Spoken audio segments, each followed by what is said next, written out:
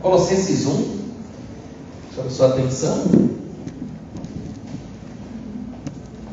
Colossenses capítulo número 1. A gente vai falar, como o reverendo Samuel acabou de dizer, ele falando sobre essa questão das cartas da prisão. E às vezes esse é um grande dilema da nossa cabeça, né? Especialmente quando a gente está em ocasiões assim, né, Janaína? De circunstâncias bem complicadas, complexas, adversas, e a gente não consegue entender porque que Deus permite esse tipo de coisa acontecer com a gente, né? Especialmente quando a gente está fazendo exatamente a vontade dele. Se a gente pudesse dizer aqui, aquele linguagem que a gente muitas vezes gosta, que o crente gosta de usar, né? Porque ele diz assim, olha, não tem coisa melhor do que você estar no centro da vontade de Deus.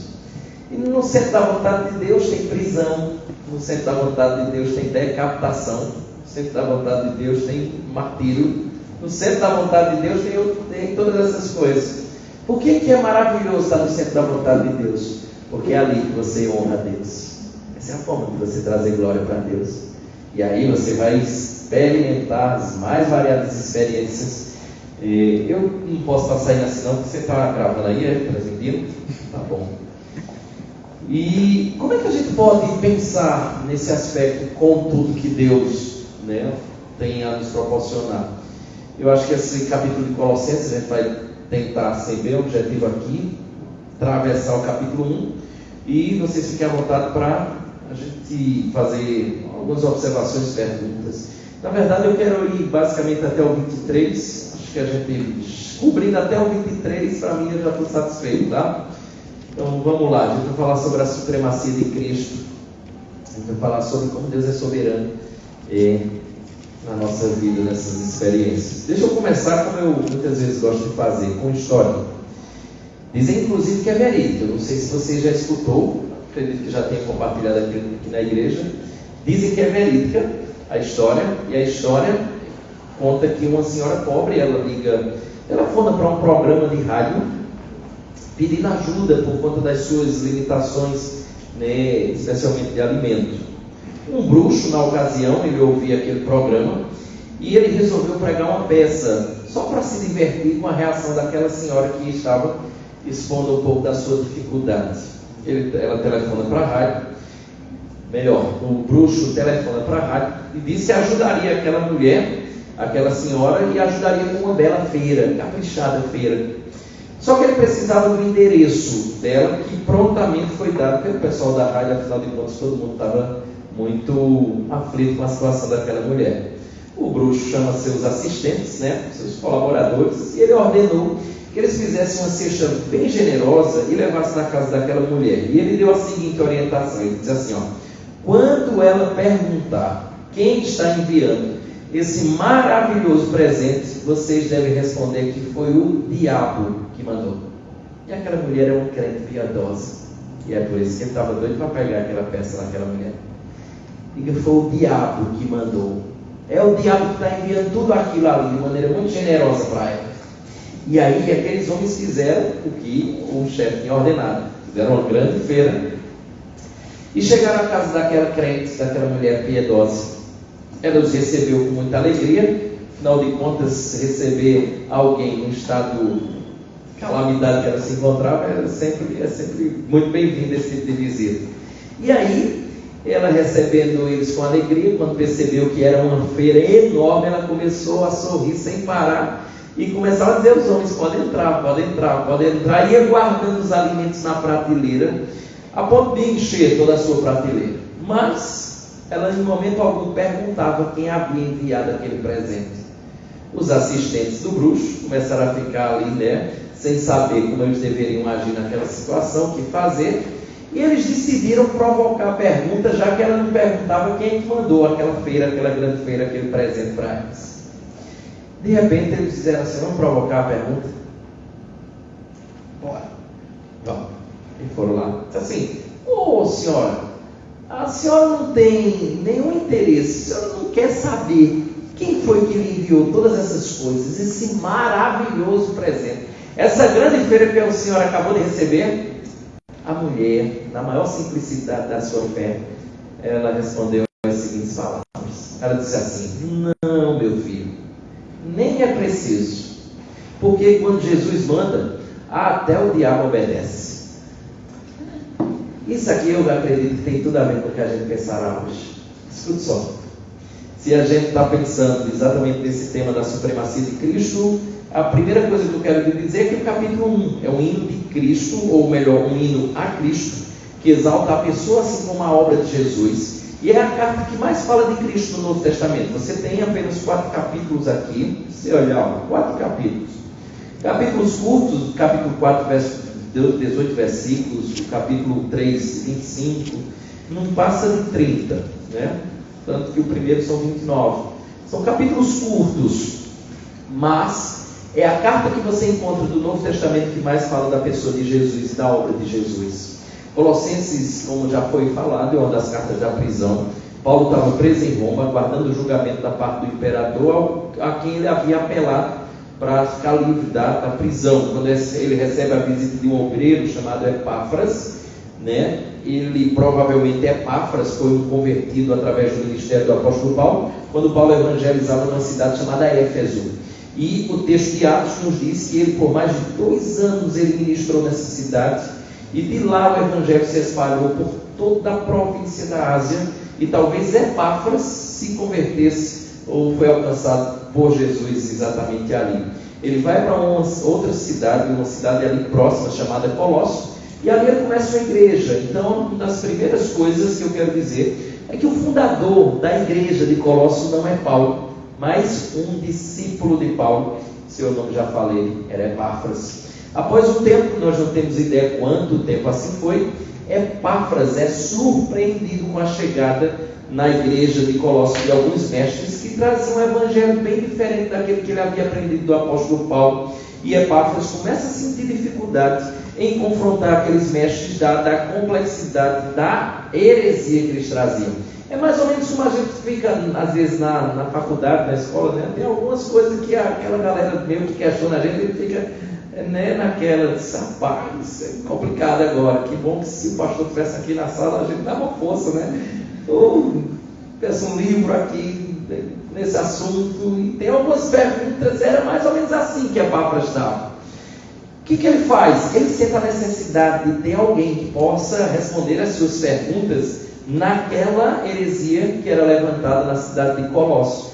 Ele sente a necessidade, e é por isso que ele vai a Roma, onde Paulo está preso, a fim de conversar com o grande mestre para que ele pudesse orientar. Ele traz boas notícias do progresso do evangelho naquela igreja, que é motivo do verso 3 a 8. É tanto que na sua Bíblia, provavelmente, porque na minha tem assim, ação de graças, acima do verso número 3. Não tem na sua? Acredito que deve ter.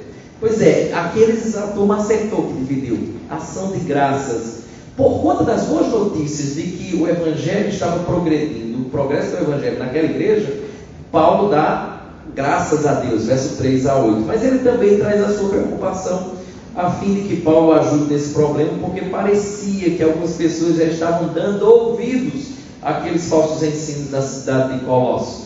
Então Paulo, da própria prisão, olha aqui como uma coisa começa a ficar, né? Deus é tão extraordinário, das circunstâncias mais adversas, das mais complicadas, de que a gente nem queria viver, que provavelmente o apóstolo Paulo não queria passar por isso. Depois ele diz, está sendo uma bênção, irmãos, porque o evangelho está progredindo, como ele diz aqui no capítulo número 1. Então Paulo começa a escrever da própria prisão essa carta, agradecendo a Deus pelos Colossenses, e ele entra na refutação dessa perigosa heresia. E isso já começa a ser uma das grandes lições que a gente extrai. É que nas maiores dificuldades da sua vida, talvez Deus está arrancando as grandes pérolas. Quem tem uma frase muito parecida com essa paráfrase que eu acabei de fazer, talvez da fala dele, é o grande Spurgeon, o famoso pregador batista, né, do século XIX, que dizia, aquele que mergulha no mar das aflições trazem pérolas raras para si. E às vezes é isso que Deus faz. Talvez as grandes aprendizados, as grandes lições, os momentos de grande amadurecimento que você teve, o que fará você, né, Evelyn, em outras situações, vou voltar para a câmera aqui, em outras situações, a ter mais confiança, a avançar, é você olhar para trás e dizer assim, Deus me sustentou. Lembra bate-papo, você consigo mesmo, você olha para trás assim, veja, olha lá como a gente estava, né? E Deus assistiu, Deus... aquela experiência traz grande know-how para esses momentos novos que a gente acaba passando. E então, Paulo começa a exatamente trazer esse consolo na vida do grande Epáfras. O foco de Paulo, então, era responder este falso ensino, destacando a pessoa de Cristo. Então, ele destaca quem ele é, quem Jesus é, e a suficiência da obra de Jesus, que essa é uma das coisas que a gente precisa sempre lembrar. Nós, muitas vezes, das igrejas evangélicas, nós acreditamos, ou pelo menos isso passa no nosso coração. Talvez não no nosso aqui, que a gente bate muito nessa tecla, mas em alguns, muitos acreditam que para ser salvo, às vezes é depositar a fé em Jesus e você viver aquela vida certinha, tal, santa. Às vezes assim, pronto, agora o pastor está misturando tudo. Não quer dizer que é só crer em Jesus e viver a vida bagunçada, ninguém está dizendo isso, pelo amor de Deus. Mas, o que eu quero que você entenda é que a obra de Jesus ela é suficiente para lhe salvar. Você não precisa acrescentar nada, absolutamente nada. Quem te salva é a obra substitutiva de Jesus. Nada mais. Você não precisa fazer mais nada. Nada mais para você ser salvo. Aí você diz assim, certo, onde é que fica a minha vida certinha? Aquela vida santa, que até a Bíblia diz, né? Sem santificação ninguém verá a Deus. Opa, aí é onde entra exatamente isso. Por já ser salvo, aí eu vivo essa vida santa. Ela é uma consequência de uma vida que já foi alcançada, e não uma vida que haja assim para alcançar algo. Porque senão você está dizendo que é a obra de Jesus mais a sua vida santa, e aí você anula a obra perfeita de Jesus, porque se ela precisa de sua ajuda, então a obra de Jesus ela não é perfeita. Não, a obra de Jesus nos salva, e a nossa vida santa é uma vida de consequência, ou como consequência de alguém que já foi alcançado por Jesus. Então esse é o ponto central da carta, o que? Quem Jesus é e a suficiência da sua obra. Quem sabe Epáfras tinha voltado para Colossos com a carta nas mãos, né, que já que Paulo respondeu, lido na presença de toda a igreja, e esse é o cenário aqui que a gente encontra. Então a primeira coisa que eu quero destacar para os irmãos, já que a gente está falando da supremacia de Cristo, é que eu e você fomos chamados para ser servos desse Senhor, desse que é supremo, você e eu. Olha que coisa, né? Quem é você, né? Quem sou eu, né? Quem somos nós para sermos chamados pelo Supremo Pastor, pelo Supremo Mestre? E veja, verso número 1 e 2, ele mostra que ele está fazendo a sua vontade. Quando chama você para ser servo, olha que coisa linda. Eu sempre fico assim, encantado, de verdade, com o que a gente vê, da maneira como Deus age na nossa vida, né? Pensa bem. Tantas pessoas que tem nesse vasto mundo, dizem que já passou dos 7, né? 7 bilhões, pensa nisso, olha que coisa doida. Pensa 7 bilhões de pessoas que estão nesse instante aí pairando, lá pela China, lá pelo Japão, lá vai para a Ásia, vem para a Europa, né? Alemanha, Inglaterra, Ucrânia, Rússia, né? Você desce, vem para a esquerda um pouquinho, você pega a América, Estados Unidos, Canadá, ali.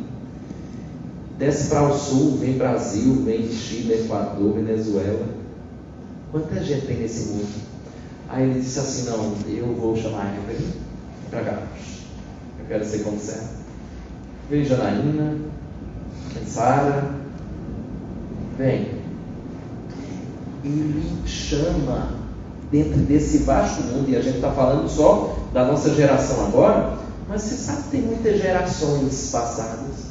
E você sabe que se a gente vai voltando, a gente chega para uma primeira geração, e aí vem Adão e Eva, só que ainda teve antes deles.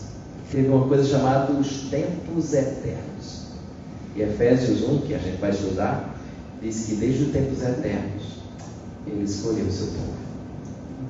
Aí dá um Deus, né, na nossa cabeça.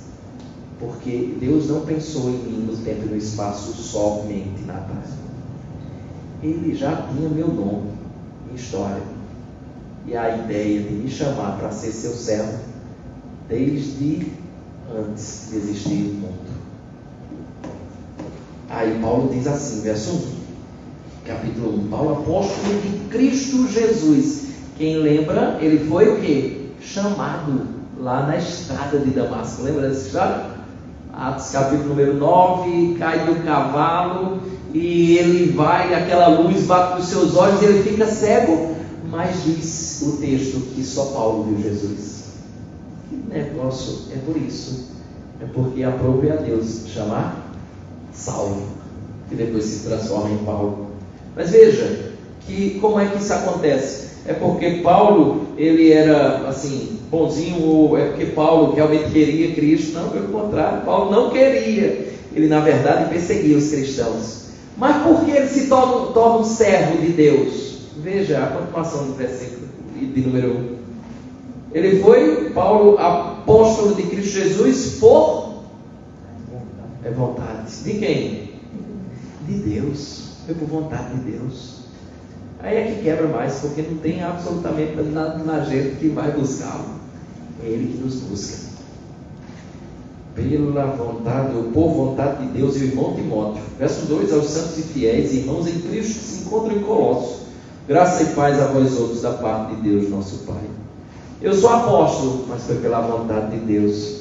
O seu apostolado foi questionado, especialmente na segunda carta aos Coríntios, mas ele faz questão de enfatizar aqui essa questão. Lembre disso, você é servo pela vontade ou por vontade de Deus. Meus irmãos, uma das primeiras coisas também que esse texto nos mostra é que igrejas boas podem ser invadidas por falsos ensinos, e por isso os pastores devem estarem atentos. Aqui é uma igreja boa. Veja que ele fala, verso número 2, no início do verso 2 ele diz, aos santos e fiéis. Turma é boa aqui, mas pode estar também se submetendo ou sendo perturbado pelos falsos ensinos. Segundo ponto, a partir do verso 3, já que nós estamos falando sobre a supremacia de Cristo, a primeira coisa é que nós fomos chamados para sermos servos, e a segunda coisa é que nós deveremos agradecer sempre a Deus por uma igreja frutífera, que é o caso aqui. Veja, verso 3, ele diz assim, damos sempre graças a Deus, Pai de nosso Senhor Jesus Cristo, quando oramos por vós. Deixa eu pular aqui para o verso número 4, porque tem três coisas que Epáfras havia falado aqui, porque ele está grato. Estou grato por três coisas, né? Paulo deixa muito claro aqui uma coisa linda, porque depois que ele recebe essas informações da igreja por meio de Epáfras, ele mostra que está muito feliz.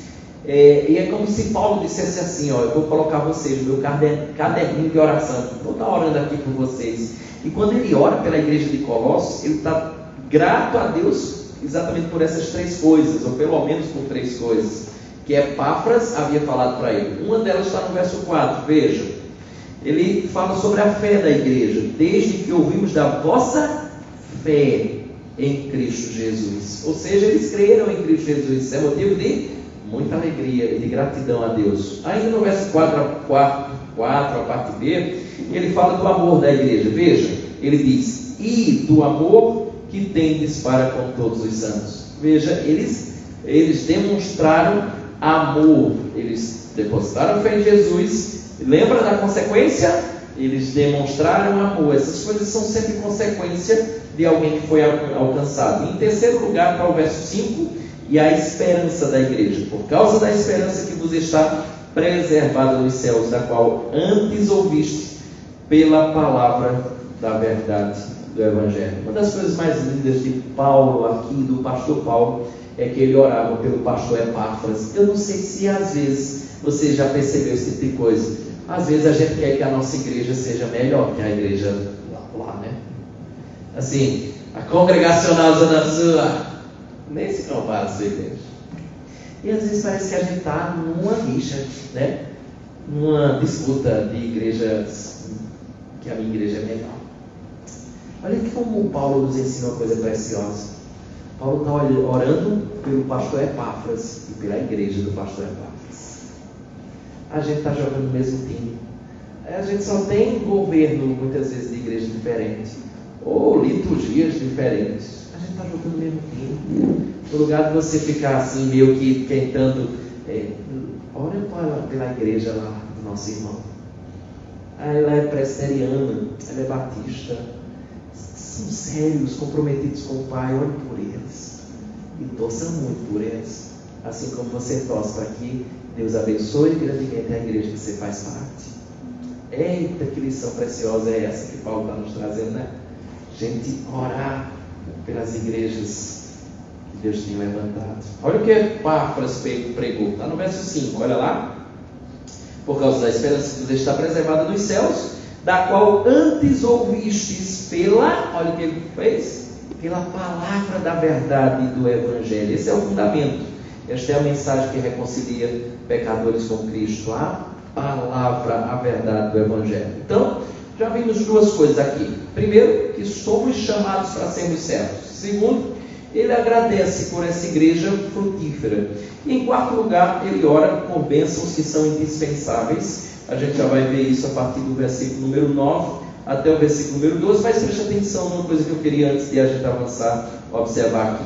A gente já falou no início que havia uma heresia, né? E que Epáfras vai buscar a ajuda de Paulo para resolver essa bronca.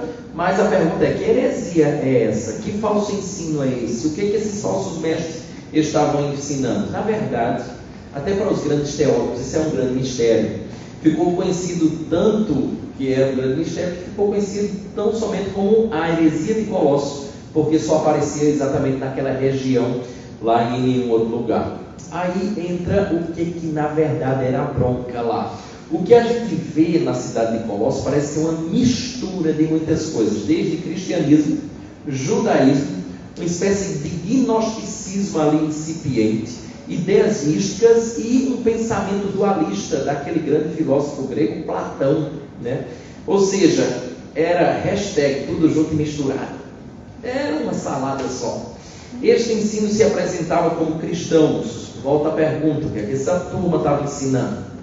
Deixa eu seguir com a proposta do pastor Augusto Nicodemos, que eu acho que ele vai no ponto.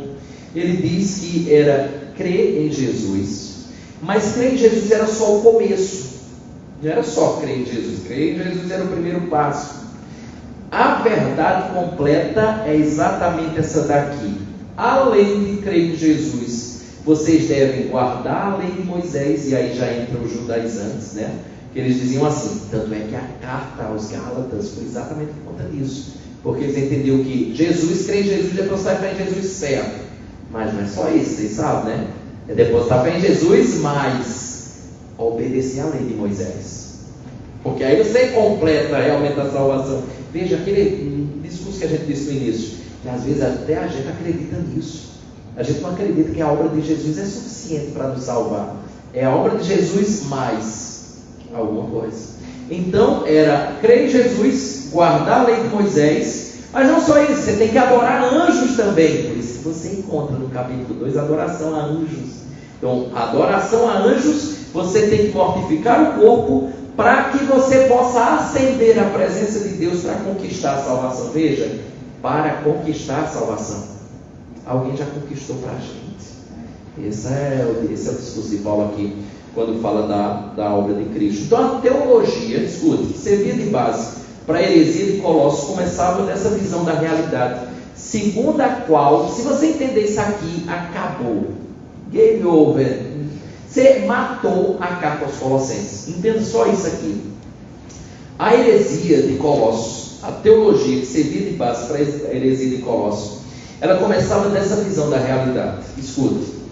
Segundo a qual, entre Deus e os homens, existe o que eles chamavam de hierarquia angelical. Deus, homens, e no espaço do meio entre Deus e homens existia uma hierarquia angelical que dominava todo esse espaço do meio aqui. Isto posto, o que eu e você deveríamos fazer para vencer essa influência aqui e o poder dominador desses seres angelicais que ficava entre eu e Deus, entre nós e Deus? Eles diziam que seria necessário você prestar culto a eles, entrar em uma relação com essas entidades. Por isso, mais uma vez, volto a dizer que você encontra culto aos anjos, porque era a forma de você chegar ao próprio Deus. Apenas assim você conseguiria vencer essas entidades. É por estes erros e heresias que Paulo intercede pelos colossenses. E agora olha para o verso 9, olha o que ele diz lá. Olha. Ele pede 4 coisas. Primeiro, por esta razão também nós, desde o dia que o ouvimos, não cessamos de orar por vós e de pedir, veja, está pedindo a primeira coisa, que transbordeis de pleno conhecimento da sua vontade, em toda sabedoria e entendimento espiritual. A primeira coisa, transbordassem do pleno conhecimento. E aqui ele está usando a expressão gnose, que também fazia parte desse moído lá, né, que a gente acabou de falar, onde Paulo está usando a linguagem dos seus adversários para tentar mostrar que essa é uma das formas que vocês vão vencer o erro deles. Sabe uma das coisas que faz com que eu e você vençamos os erros, as heresias, os falsos ensinos que estão muitas vezes batendo na nossa porta? É exatamente isso aqui, ó. É você não ser ignorante. É você transbordar do pleno conhecimento da vontade de Deus. Ou seja, você tem que ter o conhecimento certo. O que a gente está fazendo faz com que você chegue a um conhecimento mais maduro, para que você possa não ser ludibriado por essas coisas, por esses falsos ensinos. Segunda coisa que ele pede é a fim de vivermos de maneira digna do Senhor. Por isso chamo você para o verso 10. Olha lá. A fim de viverdes de modo digno do Senhor, para o seu inteiro agrado, frutificando em toda boa obra e crescendo no pleno conhecimento de Deus. Veja, ele fala sobre a gente crescer no pleno conhecimento de Deus. Para quê? Para vivermos de modo digno. Não para alcançar nada, mas porque já fomos alcançados. E isso é o que Deus requer de nós. Veja, 2 coisas estão ligadas. Você só pode viver de maneira digna do Senhor se souber o que o seu Senhor gosta, né? Só pode ser assim, senão não tem como. Então, veja, você tem que ter pleno conhecimento de Deus. Para quê? Porque sabendo o que Ele gosta, você faça exatamente aquilo que Ele gosta. Viver de modo digno do Senhor. Ou seja, o que ele está dizendo aqui é uma coisa que muitas vezes é dividida, especialmente mais em alguns círculos evangélicos. Não se separa doutrina e prática. Elas são irmãs siamesas, coladinhas. Não se separam. Verso 11, não vai dar para ler porque a gente está, né? Tem que vencer até o 23, mas ele fala que ele roga para que sejamos fortalecidos na fé. E no verso 12, ele dá graças e devemos viver uma vida de gratidão a Deus. Você percebeu o conteúdo da oração de Paulo? Essa é a primeira lição que eu quero trazer aqui para a gente. Olhe para o conteúdo de suas orações. Estou dizendo com você. Qual é o conteúdo dessas orações? Você percebeu o conteúdo das orações de Paulo? Lembre, ele está onde? Lembra? Prisão. Se você estivesse na prisão, não precisa nem você está na prisão, você está doente. Você está, né, na bed, brigou com o noivo, namorado, esposo, ali uma bronca no trabalho, problema na faculdade. Via de regra, você está na cabeça, né, que a gente não pode orar por essas coisas, tá? Mas você vê onde é que está o coração desse rapaz. Ele pediu, olha mesmo, preso, numa prisão. Ele pediu conhecimento. Senhor, dá-me conhecimento. Doideira, meu. Se dentro de uma prisão você tem conhecimento, você abra as portas da prisão. Esse é o pedido, né? Senhor, mata o carcereiro para que o Zé possa ser liberto. Senhor, conhecimento, fortalecimento, sabedoria, paciência. Eu duvido que os crentes orem por isso mais do que eles oram por saúde, dinheiro, emprego e casamento. Hashtag tamo junto, né? Parece que é assim, é nossa aqui. Eu espero que essa passagem exponha o egoísmo do nosso coração. A gente é muito egoísta. É por isso que a gente nem sempre tem pensado nessas coisas. Terceira parte do que ele fala, digamos que é o miolo do capítulo número 1, onde ele fala da pessoa e obra de Jesus Cristo. E aí, o que Deus fez por nós por meio do Senhor Jesus. Lembra? Verso 1 a 2, fomos chamados para sermos servos, tá? Chamando os seus servos, Deus faz.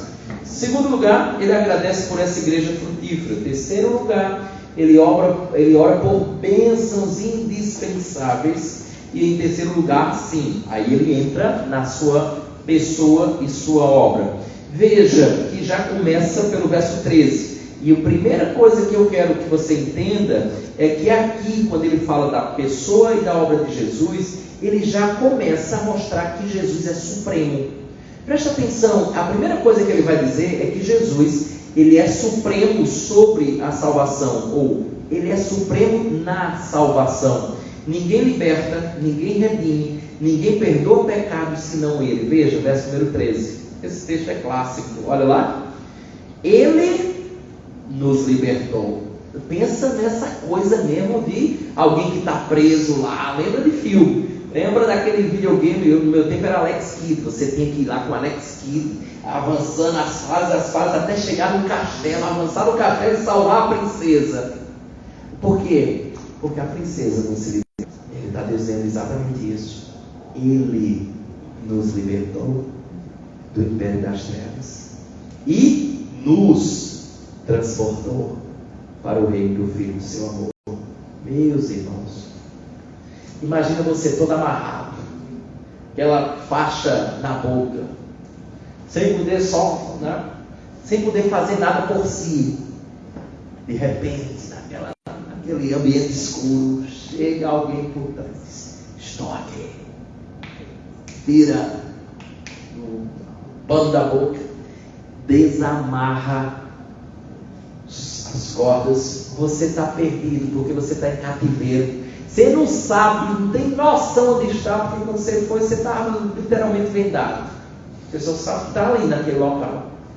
Mas alguém chegou para resgatar, tirou as cordas e disse: vem comigo. Essa imagem de ele nos libertou do império das trevas, tirou as cordas, mas não só isso.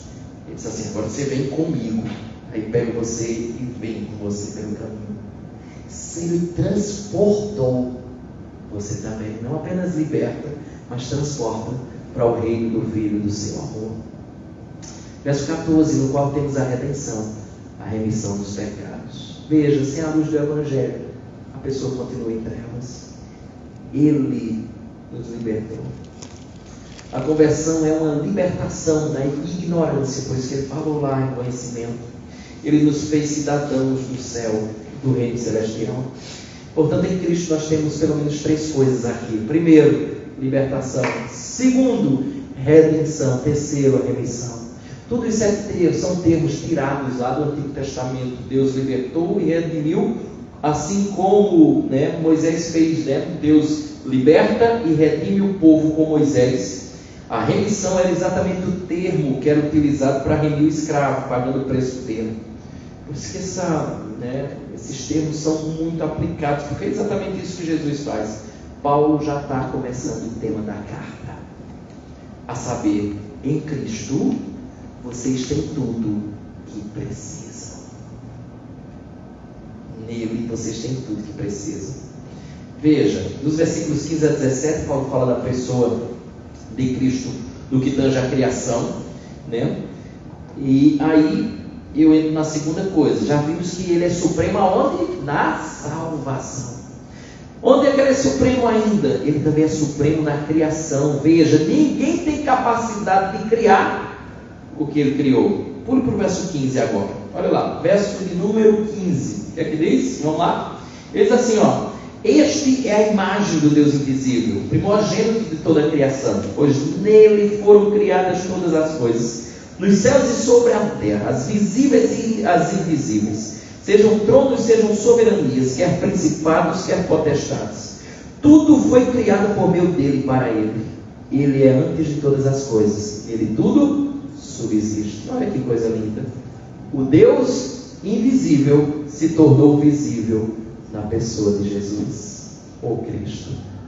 Meus irmãos, em outras palavras, Jesus é Deus em carne, o Deus encarnado, o Deus que era invisível se torna visível para nós. Aqui Paulo ataca aquela concepção, ela era chamada de neoplatônica, aquela distinção entre matéria e espírito. Matéria bronca, né? Por espírito, por isso que dava esse tilt na cabeça de muitos, porque eles não poderiam entender que aquele que é perfeito, Deus, poderia estar em matéria, já que matéria era má. E aí ele está mostrando que já está começando a atacar esse ensino aqui quando fala sobre a encarnação de Jesus. Mas não apenas isso, veja, o termozinho primogênito aí, né, que a gente encontra, se trata do direito que o primogênito tinha de herdar tudo que o pai tinha. Deus Filho é o herdeiro de Deus Pai. Paulo está simplesmente dizendo que o universo pertence a Ele e não a qualquer ser. Agora vejam outra expressão, ou na verdade duas. Ele fala assim, principados e potestades. Sabe o que é isso? Anjos. Quando diz que por meio dele foram criados, inclusive os anjos, Paulo está asseverando a superioridade de Jesus sobre os anjos. Então a pergunta é: para que adorar anjos se eu tenho aquele que é a cabeça deles, aquele que é superior a eles? Você vai bajular o cabo se o coronel está ali, né? Você vai para o chefe. Então é isso que ele está tentando dizer aqui. Olha, vocês na verdade não devem adorar anjos. Por quê? Que anjo é criatura, anjos foram criados.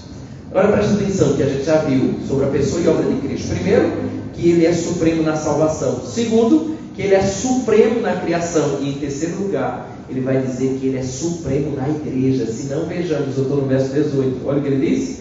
Ele é a cabeça do corpo da igreja. Ele é o cabeça de onde procede o comando, de onde procede o direcionamento. Verso 18 ainda. Ele é a cabeça do corpo da igreja. Ele é o princípio, o primogênito de entre os mortos. Aqui entra uma coisa que a gente fica meio encucado, né? Primogênito entre os mortos é o primeiro dos mortos. Mas aí você diz, tem uma historinha lá e está na Bíblia. Olha lá, João 11, tem? Um rapaz chamado Lázaro. Lázaro ressuscitou dos mortos e foi antes de Jesus. Então, como é que Jesus é o primogênito dos mortos? Jesus mesmo ressuscitou o próprio Lázaro.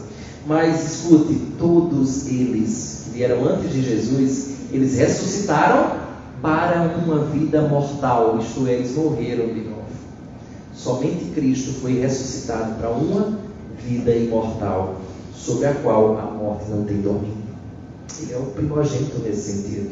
Ele foi o primeiro e único que ressuscitou pelo seu próprio poder. Ele não apenas ressuscitou como outras pessoas, ele ressuscitou para nunca mais morrer. Para nunca mais morrer. Ele ressuscitou. E nisso, Paulo escrevendo aos Coríntios, 1 Coríntios capítulo número 15, ele arrancou o aguilhão. Aguilhão é uma expressão que significa força. Ele arrancou o aguilhão da morte. É mais ou menos assim, tem aquelas pessoas lá de academia, né, que é franzinho, tem muita força, você vai pegar lá e ele não consegue subir. Então é como se assim, a morte está tentando pegar você, não consegue, está fraquinha. Ele arrancou a força que a morte tinha. É tanto que tem um teólogo nosso, né, congregacional, teólogo congregacional chamado John Owen. Ele escreveu um livro que o título é muito legal e é um negócio meio maluco. O título do livro é assim: A Morte da Morte na Morte de Cristo. Jesus matou a morte morrendo. Aí é que dá o nome. Na sua morte ele mata a morte. A morte da morte na morte de Cristo. Meus irmãos, a ressurreição começa na ressurreição de Jesus, porque a morte agora não tem mais a última palavra. Olha que coisa linda isso aqui. É que se Jesus ressuscita, mata a morte, e ele sobrepuja a morte, ela não poderia causar mais o temor que muitas vezes causa a gente. Estava conversando, inclusive, estava no velório, voltei de um velório agora há pouco, a gente estava conversando com o secretário de Educação, o Raimundo das Fora, e dizendo assim: Walter, eu não tenho medo da morte, tenho medo da forma de morrer. Tudo bem, né? Porque ali, morrer que de um acidente, um ataque, não sei, a gente só tem medo da forma. Mas uma morte não deveria mais infundir terror na gente, porque o nosso Senhor venceu a morte. E nesse aspecto, Ele já é o prelúdio da música que também nós tocaremos. Vai acontecer conosco o que aconteceu com ele. E aí, primogênito aqui significa o primeiro de uma série. Eu e você é o do segundo lote. Ele é o primeiro lote. Verso 18, olha o que ele ainda diz. Finalzinho lá. Para em todas as coisas ter a primazia, supremacia. Em todas as coisas, a supremacia pertence a Ele. Trocando em miúdos aqui, é mais ou menos o seguinte: todas as coisas estão sujeitas à autoridade desse ser que está sendo descrito aqui, chamado Jesus. Ele é totalmente soberano sobre tudo e todos. Porque se Jesus, ele não é Senhor de tudo, Ele não pode ser Senhor de coisa alguma. Como diria um famoso estadista holandês, seu nome era Abraham Kuyper, nascido lá, ele foi primeiro-ministro, né? Foi um teólogo primeiro-ministro lá da Holanda, nascido no século XIX, 1837. Ele tem uma frase que eu gosto muito dessa frase. Ele dizia assim, escuta isso, ele dizia: não há 1 milímetro cúbico em todas as áreas da existência humana sobre a qual Cristo, que é soberano acima de todos, não possa dizer: é meu. Para onde você correr, Ele é supremo, Ele é o centro de todas as coisas. Por quê? Verso 18 já nos diz: porque dele é a primazia, Ele é supremo. Por isso que o culto que a gente, a cada domingo a gente faz na reunião de oração, é por isso que tudo deve girar em torno dele, o que a gente chama de cristocêntrico. Já que ele tem a primazia, tudo deve ser cristocêntrico, e não antropocêntrico. Tudo deve girar em torno dele, não de nós. Os hinos devem apontar para Cristo, a pregação deve apontar para Cristo, por isso que tudo deve ser cristocêntrico. Mas preste atenção, porque o texto diz algo mais e tem tudo a ver com o contexto. Veja o verso 19 comigo, por favor. Olha o que ele diz: porque aprove a Deus que nele residisse toda a plenitude. E aí eu queria que você lembrasse daquilo que eu falei. Que se você entendesse isso aqui, você matava, você ganhou, você já entenderia toda a carta aos Colossenses. Lembra que eu falei nisso? Deus, homens, e aqui no meio tem o quê? Uma casta, uma hierarquia angelical, que para você chegar a Deus, você tem que se relacionar com essa galera do meio aqui. Então, eles começavam exatamente com essa visão. A teologia de lá, desses hereges, começavam com essa visão de que entre Deus e os homens existia uma hierarquia angelical que dominava esse espaço aqui. E que para vencer essa influência de esse poder dominador desses seres angelicais, seria necessário prestar culto a eles, entrar numa relação com essas entidades. Agora presta atenção com essa coisa bonita agora. Verso 19, tem uma palavrinha chamada plenitude, não tem? Na sua Bíblia está assim? Tem alguém que tem outra tradução? Não. Verso número 19, estou no 19. Porque aprove a Deus que nele residisse toda a plenitude. Todo mundo é plenitude aqui? Essa palavra plenitude é uma palavra grega chamada pleroma. E aqui é onde está a beleza da coisa. Dr. Rousseau Shedd, de saudosa memória, ele dizia uma coisa muito interessante. Escuta o que ele diria da palavra plenitude, que era pleroma. Ele disse assim: essa palavra pleroma, ela denominava para os gnósticos todas as emanações, os espíritos que ocupavam o espaço entre Deus, o Deus espiritual, e o mundo material. Essa turma do meio aqui, Então, quando ele diz assim, verso 19, porque aprove a Deus que nele quem? Jesus, residisse toda pleroma. Toda pleroma. Ele está dizendo que no lugar de ser espíritos, anjos e hierarquia angelical aqui no meio, quem ocupa o espaço do meio é Jesus. Você quer chegar a Deus, o Pai? Jesus disse, lembra? João 14,6, eu sou o caminho, a verdade e a vida. Jesus estava dizendo, eu sou o pleroma, aquele que ocupa o espaço do meio para que você chegue no alto. Ele é o caminho para chegar ao Deus verdadeiro, porque Ele é o próprio Deus.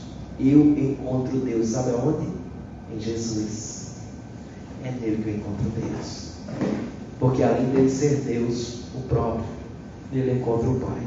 É uma passagem que deixa muito clara a sua plena humanidade, assim como a sua divindade. Mas observe uma coisa mais. Ele termina falando da experiência dos colossenses. De que maneira isso se aplica? Veja verso 20 a 21.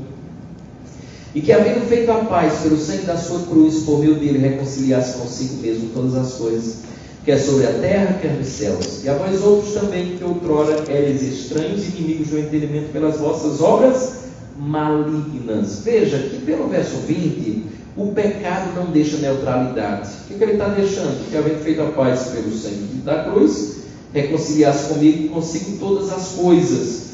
Então, ou você está reconciliado com Deus, ou você está em guerra com Deus. Por quê? Porque você é amigo de Deus ou inimigo de Deus. Lutero tinha uma frase que era bem engraçada. Ele dizia assim, o homem é uma besta, cavalgado por Deus ou pelo diabo. Que você é uma besta, Tem que fugir disso. Mas quem vai ser o jockey da sua vida é que importará. Ou você é cavalgado por Deus ou pelo diabo. Sendo besta, a gente pelo menos pode escolher o jockey aí, né? Ele é o Deus que sangra. Olha que coisa. Verso 20 deixa isso, né? Reconciliar-se consigo. Melhor, que havendo feito a paz pelo sangue da sua cruz. Ele é o Deus que sangra. Meus irmãos, você não tem noção do que significa. Presta atenção no que significa. Além da necessidade de Jesus, de Deus se fazer carne, para que realmente Ele possa, como não pecador, pagar pelos seus pecados, porque a gente teria que ser alguém perfeito. A beleza disso aqui, ela vai além da própria realidade, da necessidade de um homem encarnar perfeito para poder pagar pelos nossos pecados. Olha que coisa linda. Pode ir, vai para hinduísmo, vai para budismo, vai para espiritismo, vai para onde você quiser, você não encontra nada disso, senão no cristianismo. Toda divindade, né? Qualquer uma delas, você não tem um Deus assim, um homem. E sabe, Evelyn, qual é a grande notícia disso? Não é só que Ele é o teu substituto, mas é que Ele entende as suas dores. O Deus que sangra sabe quando a gente sangra, sabe? O Deus que é traído sabe muito bem quando você é traído e como você se sente. Ser homem, Débora, faz com que Ele entenda perfeitamente o que a gente passa. A gente não diz assim, vai compartilhar alguma coisa com fulano, com alguém, e diz assim, mas ele nem vai entender. Sabe por quê? Porque só quem passa é que sabe. A gente costuma dizer isso? Dizer assim, só sabe quem passa. Ele sabe, porque ele passou. Ele sabe. Ele sabe porque foi traído por alguém do seu círculo próximo. Ele sabe quando a gente é traído. Ele sabe a dor de ser preterido por pessoas, porque escolheram um ladrão no lugar dele. Ele sabe ser injustiçado ou passar por injustiças. Quando a gente passa e quando é injustiçado pelas nossas nas nossas situações. Ele sabe, porque ele também foi injustiçado. Quando vai ser entregue a Pilatos, Herodes, ele sabe, lava as mãos, porque ele quer sair. Ele sabe muito bem que aquele homem é inocente. Ele quer lavar as mãos porque no fundo ele quer tirar a sua responsabilidade, quando na verdade não tira. Ele sabe quando a gente é injustiçado. Para onde você correr, ele sabe. O que é que você já passou na vida que ele não sabe por quê? Ele sabe muito bem. Porque ele é homem. Não é só ser o meu substituto na salvação. É ser alguém que conhece na mais profunda realidade aquilo que eu passo. E é por isso que a gente pode compartilhar com ele. É por isso que ele chama a gente para orar e diz assim: Senhor, está doendo. Eu sei. Senhor, é isso. Ok. Porque ele entende muito bem aquilo que a gente passa. Vá para o verso 21. E ele diz assim: ó, e a vós outros também, que outrora erais estranhos e inimigos do entendimento pelas vossas obras malignas. Lembra que ele, verso 20 e 21, ele faz esse contraste, né? Ou você é amigo ou você é inimigo. Ou você é de Deus ou você é do diabo, né? Aquela brincadeira lá do Lutero. Mas tem uma coisa muito interessante aqui, que para mim é a famosa marca da besta, já que a gente fala em besta, né? Quando ele diz assim, ó, verso 21, eres estranhos e inimigos. Como é que você e eu sabemos quem é estranho, quem é inimigo de Deus? Olha aqui, ó. Por isso que essa questão ideológica, né, o que a gente tem, né, vivenciado hoje é fundamental. Como é que eu sei que você é ou não inimigo de Deus? Está aqui, ó. No entendimento pelas vossas obras malignas. E obviamente o que você entende te leva ao que você faz. Nesse sentido, entendimento errado produz obras erradas. Porque pensamento dirige comportamento. O que é que você pensa? É exatamente uma demonstração, uma expressão de quem você é. Se você é amigo ou inimigo. E aí lembra que a marca da besta era onde? Na fronte e na mão. Que era um significado de pensamento, cabeça e mão, ação. O que você pensa e o que você faz denuncia quem é o jockey da sua vida. Pula para o verso 22. Não, reverendo aqui, né? A gente já está no tempo, né? Verso 22.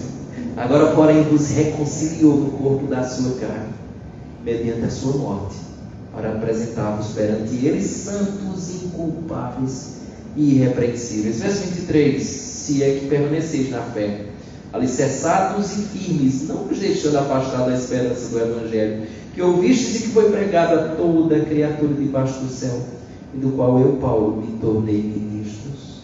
Olha que coisa interessante. Se permanecerem na fé, no Evangelho da verdade, foi pregado lá por Epáfras. Mas se vocês derem ouvidos aos falsos mestres, nada disso será aproveitado. Paulo diz isto porque havia exatamente o risco de eles aderirem ao ensino dos falsos mestres e abandonarem o ensino da verdade que Epáfras tinha pregado para eles. Então presta atenção numa coisa: estas exortações servem cada vez mais para fortalecer o verdadeiro crente. Faz com que ele se apegue com Deus e rogue para que Deus o sustente, para que ele não possa abandonar, para que ele possa permanecer na fé. Porque talvez você conheça gente que sentava do seu lado, que louvava com você no grupo de louvor, que quem sabe compartilhou vários devocionais com você e já não está mais com a gente. Eu não sei, você não sabe. É por isso que a gente tem que orar por eles e por nós mesmos, para que a gente possa ter a graça de Deus, para que permaneçamos no caminho. Agora deixa eu chamar você para uma coisa. A gente acabou de ver, em certo sentido, a parte teórica da supremacia de Jesus, da soberania de Jesus sobre as mais variadas áreas. Só que eu quero chamar você para contemplar, enxergar essa supremacia de Jesus na prática aqui, porque ele em vida fez isso. E tem uma passagem, só uma passagem assim, uma perícope, um trecho, que ela é fantástica, porque ela mostra a supremacia de Jesus em todas essas áreas. Por isso eu chamo você para Marcos capítulo 4. Volta lá para Marcos. Porque eu quero chamar você aqui para, na prática, ver tudo aquilo que falamos, que Jesus é supremo na salvação, na criação, né? Que Jesus é supremo na igreja, Ele é supremo sobre todas as coisas. A história você conhece. Jesus estava no barco com os discípulos em meio a uma tempestade, você conhece a história, e os discípulos o acordaram porque Jesus dormia. Agora jogue seus olhos, Marcos 4, o versículo é o 39, Marcos 4, 39. Vamos lá? E ele, despertando, repreendeu o vento e disse ao mar: acalma-te, emudece. O vento se aquietou e fez-se grande bonança. Isto aqui simplesmente acontece, sabe por quê? Porque Jesus é supremo. Ele tem autoridade sobre as forças da natureza. Sobre as forças da natureza, Ele é supremo. Acalma-te e emudece, assim o mar faz. Só que eu peço que você avance um pouquinho comigo. Salta o capítulo 5. Capítulo 5, verso 1 a 14. Fala de um homem endemoniado que vivia nos sepulcros, no cemitério. Veja o que os demônios dizem com Jesus. Eu estou no verso 6, tá? Marcos 5, 6. Quando de longe viu Jesus, correu e o adorou, exclamando com alta voz: que tenho eu contigo, Jesus, Filho do Deus Altíssimo? Conjuro-te por Deus que não me atormentes. Porque Jesus lhe dissera: espírito imundo, sai desse homem. Em seguida, os demônios pedem para ir para uma manada de porcos. Você provavelmente lembra dessa história. Jesus permite, e aquele homem que vivia nos sepulcros, ele é liberto por Jesus. Sabe por quê? Porque Jesus é o quê? Supremo. Porque Jesus é supremo. Ele tem autoridade e poder, domínio, não apenas sobre as forças da natureza, que acabamos de ver no capítulo número 4, mas ele também tem poder, além das forças da natureza, ele tem poder sobre todo e qualquer demônio. Você tem medo de demônio? Lembro de Robertinho, né? Ele estava num culto, né? Uma reunião ali com os meninos que iam para o projeto de janeiro. Aí começou a falar de demônio, de gente endemoniada. Robertinho já falou: o Senhor que você serve, Ele tem supremacia sobre os demônios. Mas não para por aí. O texto segue, capítulo 5, do verso 24 a 34, nos é relatada a história de uma mulher que sofria 12 anos com hemorragia. Essa história você também sabe. Ela já havia passado pelos médicos, mas nada havia se resolvido. E Jesus ia passando e ela tocou em Jesus. Sabe o que aconteceu? Verso 29. O que é que diz lá? E logo se lhe estancou a hemorragia e sentiu no corpo estar curada do seu flagelo. Esta mulher curada. Sabe por quê? Porque Jesus é supremo. Porque eu sei que tem autoridade e poder sobre as forças da natureza, sobre os demônios. Ele também tem poder e autoridade sobre as enfermidades, as doenças. Mas o texto segue. Observe, versos 35 a 43. Nos é contada uma outra história. Um homem chamado Jairo recebe uma notícia tenebrosa, terrível. Eu estou no final do verso 35. Marcos 5, 35. O que é que diz? Olha a notícia. Tua filha já morreu, porque ainda incomodas o mestre. Jesus vai até a casa daquele homem. E agora salta comigo para o verso 41. Olha o verso 41. Tomando-a pela mão, disse Talitá cumi, que quer dizer: menina, eu te mando, levanta-te. Preste atenção, isso é uma ordem, não é um pedido. Ô moço, por favor, levanta, não passar vergonha aqui na frente dessa turma, né? Estou inventando de mandar você. É uma ordem, não é nenhum pedido de bajulação aqui, é uma ordem. Verso 42. Imediatamente a menina se levantou e pôs-se a andar, pois tinha 12 anos. Então ficaram todos sobremaneira admirados. A menina ressuscitou porque o ser que tem autoridade e poder sobre as forças da natureza, sobre demônios, sobre doenças, também é o ser que tem poder e autoridade sobre a morte. Sabe por quê? Porque o seu e meu Cristo é supremo. O nosso Senhor, Ele é supremo. Ele reina absoluto sobre tudo e todos. É sobre isso que Paulo está falando aqui. Você consegue lembrar quando ele estava? Na prisão. Parece mentira um negócio desse. Olha o que esse homem estava falando dentro de uma prisão. Preste atenção, o que eu quero dizer com isso é que a supremacia de Cristo, Ele nos fornece, ou ela nos fornece motivos de sobra para adorá-lo e confiar nele. Porque, lembre disso, aquele que é infinito, ele não será governado pelo finito. Aquele que é ilimitado não será dominado pelo ilimitado ou pelo limitado. E aquele que é Senhor não está sujeito a autoridades humanas. O Criador não será controlado pela criatura. É isso que ele está tentando dizer a mim e a você. Portanto, o que é que isso tem a nos comunicar? Aquieta a sua alma. Que faniquito da moléstia é esse? Que gera uma ansiedade, uma agonia, um desespero. Você não acredita nessa verdade, não é?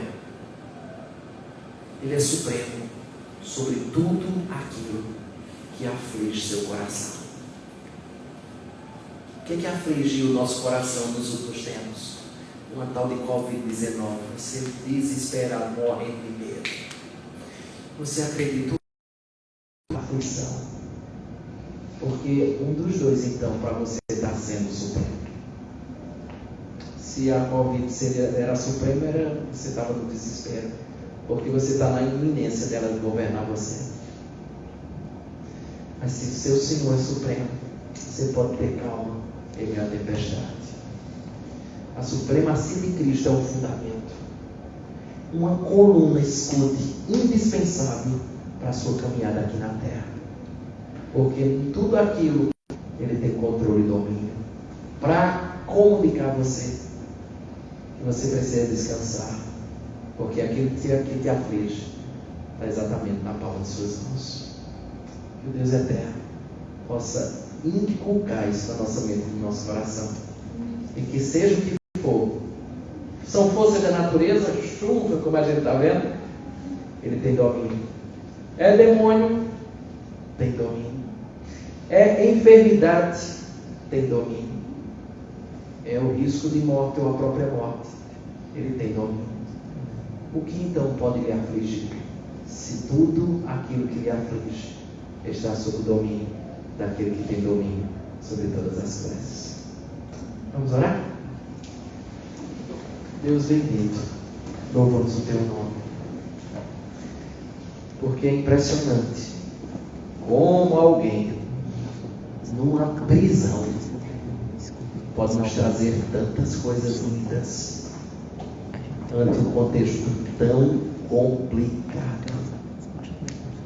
Isso só nos mostra que das dificuldades da nossa vida podemos sim presenciar ou tirar muitas pérolas, muita coisa boa.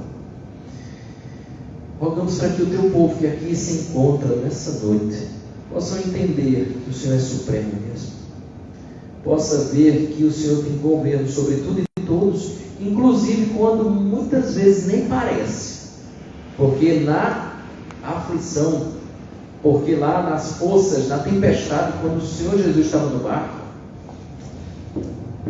os discípulos estavam aflitos e parecia muito que o Senhor não tinha domínio. Parece que o Senhor faz um teste conosco. Deixa ir indo, vai dando corda, deixa a coisa apertar, prevalecer, né? Cada vez mais ganhar corpo, e só no momento certo o Senhor chega. Eu quero te rogar, Senhor, por cada vida aqui presente, para que a grande verdade da supremacia de Cristo possa invadir o nosso coração de tal maneira que no lugar de pensar de maneira egoísta, no lugar de ficar simplesmente com autocomiseração, simplesmente ficar ali naquela aquela situação, apesar de delicada, ficar naquele contexto, e às vezes murmurar, que o Senhor possa nos dar, nestas circunstâncias, grandes oportunidades, de não apenas ter grandes experiências contigo, mas de ser um grande testemunho de fé no Senhor. Então, muito obrigado pela prisão de Paulo.